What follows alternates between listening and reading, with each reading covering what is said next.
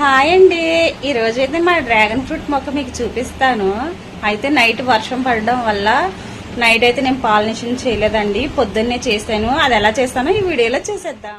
రాత్రి ఫుల్ వర్షం అండి, చూసారు కదా, మార్నింగ్ వరకు పడుతూనే ఉంది. అయితే పువ్వులు అయితే చాలా ఎక్కువగా పూసినాయి. పాలినేషన్ చేస్తే కాయ పెద్దగా అవుతుందండి, అందుకే నేను ఇలాగా శ్రమ అయినా సరే నైట్ 10 అయినా సరే ఇలా పాలినేషన్ అయితే చేస్తానండి. ప్రతి కాయ నాకు పెద్ద సైజులో వస్తుంది. చాలా మందికి ఒక డౌట్ అయితే ఉంటుందండి, ఇంటి దగ్గర అయితే మనం పాలినేషన్ చేస్తాం కదా, మరి డ్రాగన్ ఫ్రూట్ తోటలు ఉంటాయి, అక్కడ ఎలా అవుతుంది అనుకుంటారు.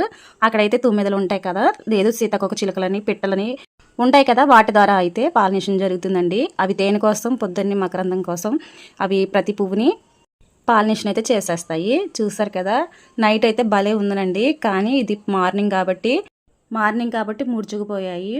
ఈ చెట్టు నుంచి కొమ్మలు నరికినప్పుడు నేను చాలామందికి కొమ్మలు అయితే ఇచ్చానండి. నేను ఎవరెవరికి ఇచ్చానో వాళ్ళందరికీ ఈ సంవత్సరం అయితే కాపు అయితే వచ్చేసిందండి. అలాగే వాళ్ళతో పాటు నేను కూడా వేసిన ఈ మొక్కకు కూడా మగ్గ అయితే వచ్చేసిందండి. ఆల్రెడీ ఒక కాయ కాసింది, తినేసాము. ఇది రెండో పువ్వు అండి. అయితే ఈ పువ్వు ఇలా పట్టుకున్నప్పుడు, టచ్ చేసినప్పుడు ఫీల్ ఉంటుందండి. నాకైతే చాలా అంటే చాలా ఇష్టము.